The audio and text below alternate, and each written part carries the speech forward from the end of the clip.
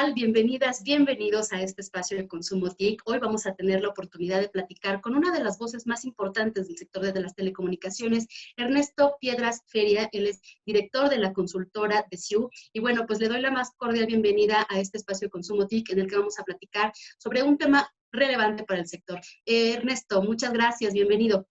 Lupita, siempre te agradezco a Enrique y a ti cuando me invitan a compartir con su audiencia y sobre todo con la profundidad que toman los temas. Encantado de sumarme a ustedes.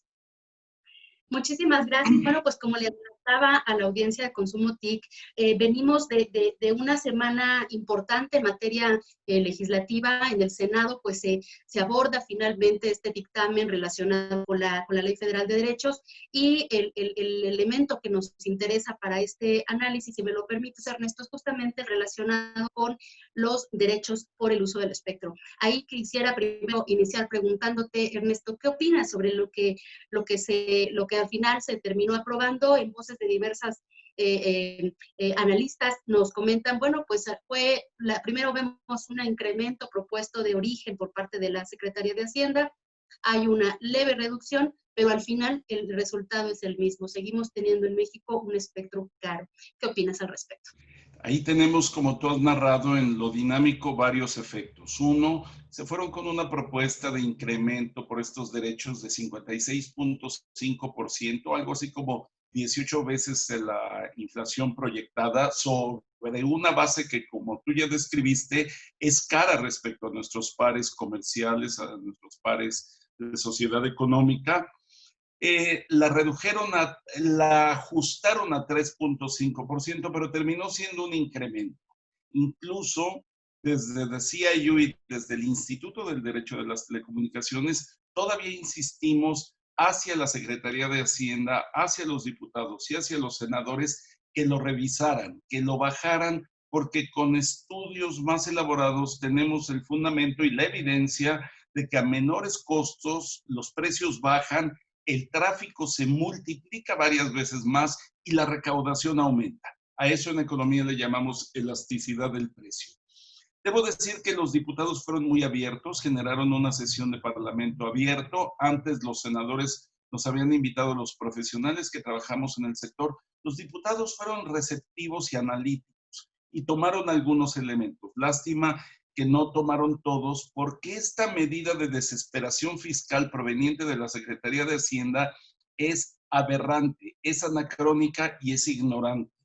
Lo malo es que de la desesperación fiscal pasamos a la sumisión legislativa, en donde los legisladores no tuvieron la entereza, no tuvieron la autonomía para tomar la mejor decisión para la evolución del sector, la adopción social, la operación de la industria y con toda la conectividad. Mucho se ha dicho, y en estas condiciones pandémicas no hacían falta muchos argumentos para explicar la urgente necesidad de llegar a todos los mexicanos, como lo mandata la Constitución. Y ahí está el resultado.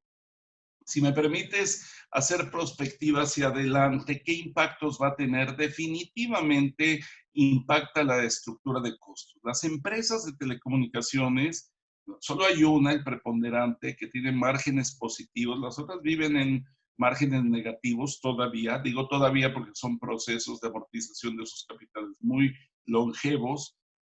Y entonces, cualquier incremento en costos derivado de variación del tipo de cambio, de subida de precios de la infraestructura pasiva, lo que sea, le impacta a eso, a sus costos, y con ello estrangula sus márgenes, y lo que se puede traducir es, en lugar de que sigan bajando los precios como lo hacía hace años, que diéramos una subida de precios, que por cierto, a quien más afectaría es a quien menos tiene, bajos niveles socioeconómicos, porque de alguna forma la clase media sabemos que para estudiar, trabajar, educarnos, recibir cultura e información, socializar, necesitamos y vamos a hacer el esfuerzo por pagar esto.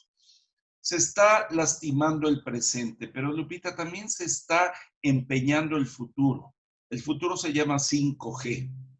Y varias de estas bandas del espectro, las más bajas y las más altas, en donde no existía ningún cargo, gravamen o impuesto. Llámale como quieras, porque se han puesto exquisitos al decir, prometimos no meter nuevos impuestos. pues un cargo al uso de un recurso que le representa un ingreso al gobierno, llámese como se le llame, no existía y se está ingresando para las demás bandas. Y dicen, pero no lo empezaremos a cobrar el 1 de enero. Sí, pero eso ya lastima y modifica planes de negocio de por sí muy estrangulados para acelerar el paso a la quinta generación. Fíjate, y tú lo sabes, que esta pandemia nos pescó en muy mal timing tecnológico a México, porque al final del año pasado, inicios de Europa continental, Reino Unido, Estados Unidos, Canadá, Asia, encendieron sus redes de 5G. Aquí ni siquiera hemos alineado, mucho menos licitado el espectro. El IFT ya dijo que probablemente a mediados del próximo lo haría. Y cuando debíamos estar discutiendo y trabajando sobre ello, se viene la pandemia.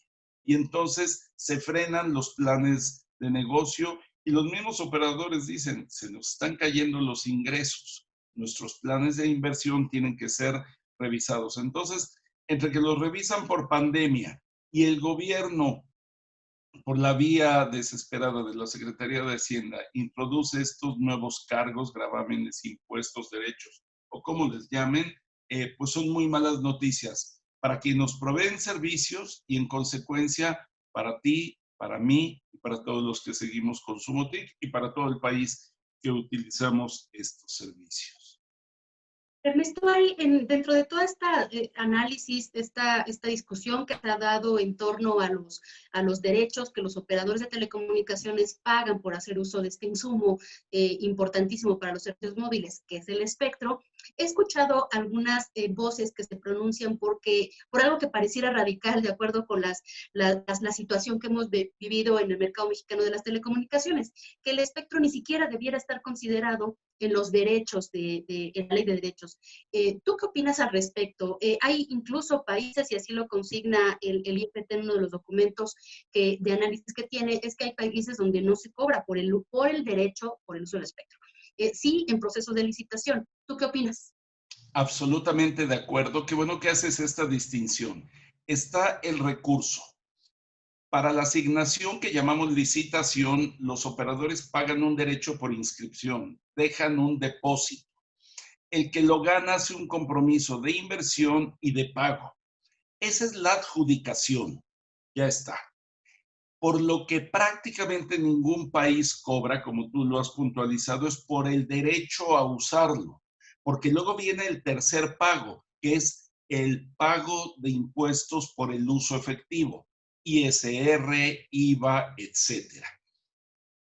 El Estado requiere recursos para su operación y en la asignación de recursos soberanos, sean de mar, aire o tierra, es tradicional, se vio en las licitaciones de ferrocarriles con Porfirio Díaz, se ve con concesiones marítimas, etcétera. Hay un ingreso para el sector público.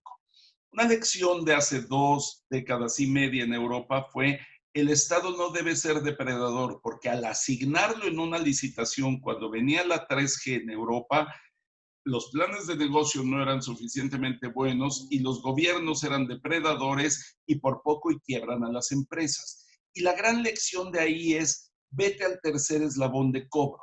Cobra el primero razonablemente, pon compromisos de inversión, que ahí ya generas empleo, producción, inversión misma y todo eso ya empieza a pagar impuestos. No cobres derecho de uso y cobra por el uso efectivo. Cada vez que tú y yo intercambiemos una llamada, un archivo, una imagen, por esos bits and bytes paguemos. Pero ya es un beneficio tuyo y mío, ya es una operación del sector, ya es empleo que se está generando y además contribuyamos al Estado. Y aquí hago una pausa para decir, posiblemente no hay un sector más formal en toda la economía mexicana que el de las telecomunicaciones. Hemos llegado a medir la que llamamos escalera fiscal de las telecomunicaciones móviles en México y son más de 33 peldaños, entre IVA, INS, derechos, cánones, concesiones, Infonavit, etcétera. Son más de 32, 33 pagos que se hace. Qué bueno que el sector contribuya, pero Pero luego viene esa inconstitucionalidad fiscal de nuestra Constitución diciendo es un derecho básico tuyo y mío, pero te cobro un impuesto de lujo. Entonces ya hay ahí una inconsistencia entre lo que manda el marco legal más grande de nuestro país y la ejecución que hace el gobierno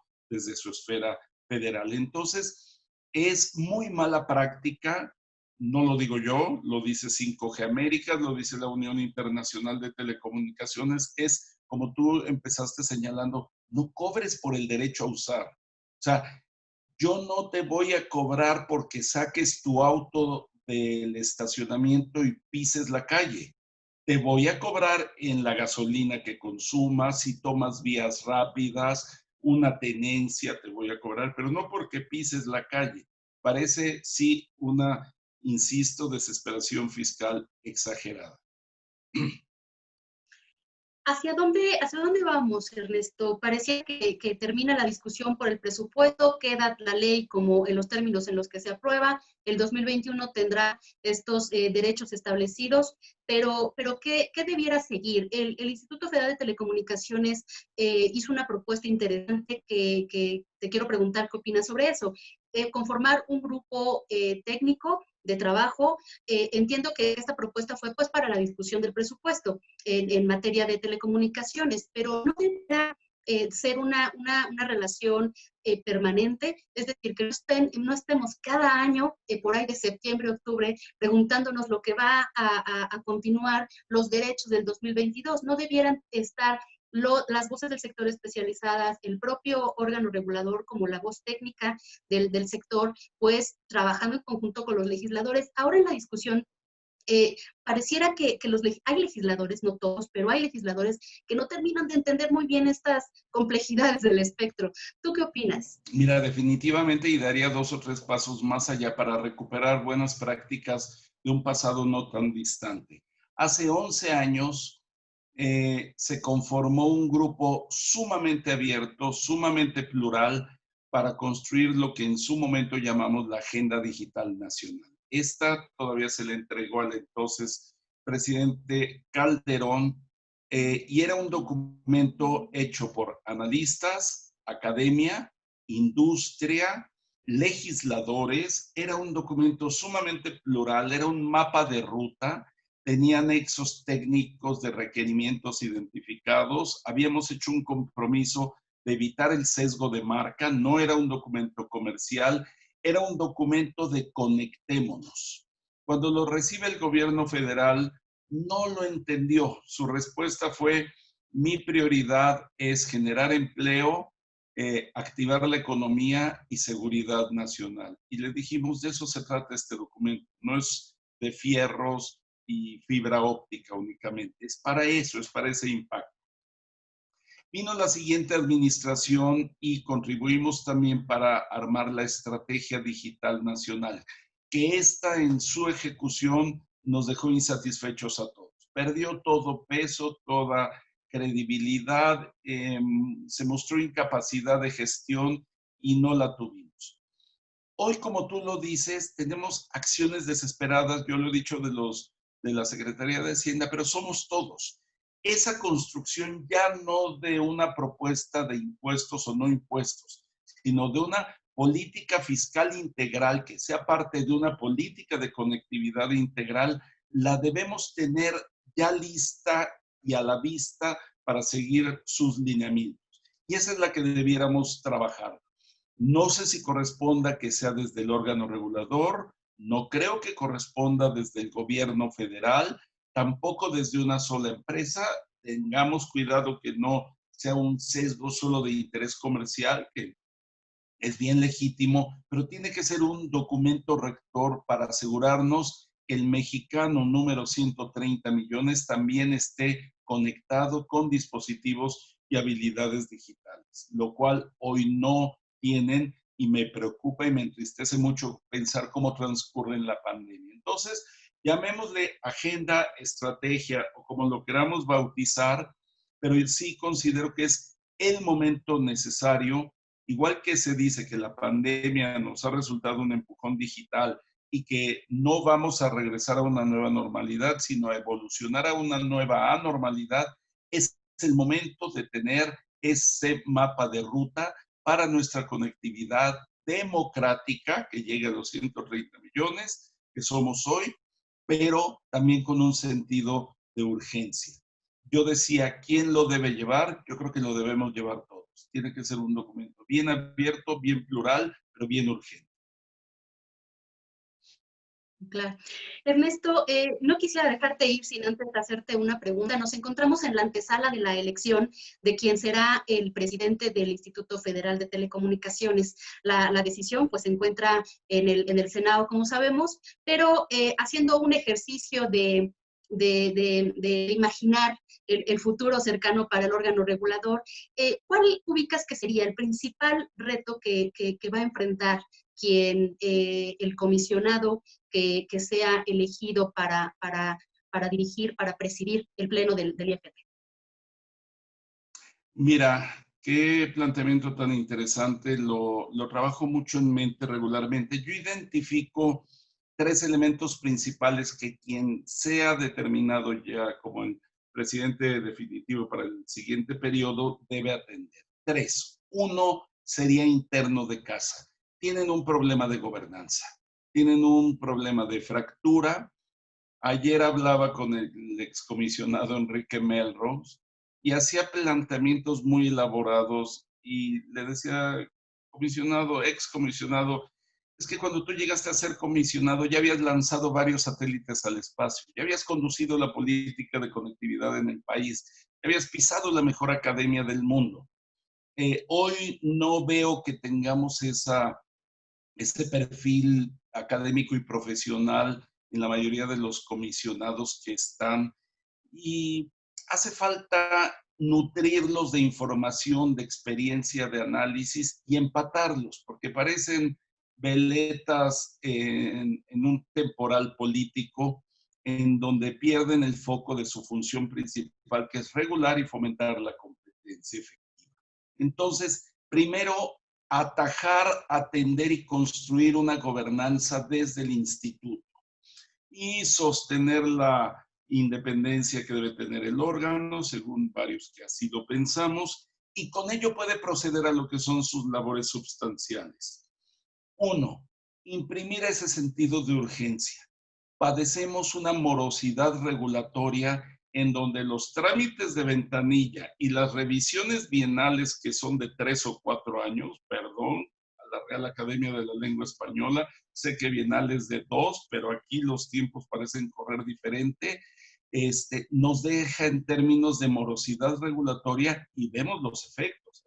Lo último que hemos documentado es, van 3 años que los precios del mercado no tienen incentivos a bajar o condiciones para bajar, y en esos mismos 3 años venimos padeciendo una reconcentración de líneas e ingresos. O sea, parecería un desperdicio el sueldo y el gasto que se está haciendo en el Instituto Federal de Telecomunicaciones, porque no está entregando sus resultados. Si tú a tus clientes y yo a los míos en 3 años no entregamos resultados, que no nos paguen. ¿Por qué gastamos allá? Pero necesitamos más bien fortalecerlos que desarticularlos. Entonces, regulación efectiva y oportuna. Y la otra, sí dar un manotazo en la mesa desde la esfera regulatoria, porque claramente la estructura y el grado de asimetría que hoy tenemos instrumentado ha mermado en sus efectos. Y el mejor resultado es avanzar en la gestación de competencia para eventualmente abandonar esta asimetría regulatoria y operar más por libre mercado. Pero para eso tenemos que descongelar esta parálisis que tenemos en el mercado en términos de regulación, fortalecer las medidas, aplicarlas efectivamente, compartición de infraestructura, interoperabilidad, etcétera, y con ello avanzar, porque seguimos con la queja eterna de 2/3 del mercado están en manos de un solo operador y los precios no están bajando, y por eso mucha gente en estos días no ha podido verse privilegiada del beneficio de la conectividad en los tiempos de la pandemia. ocupar la silla de la presidencia del FTE, me imagino, nunca ha sido una tarea sencilla, y bueno, pues ahora con lo que planteas, pues los desafíos son muy grandes.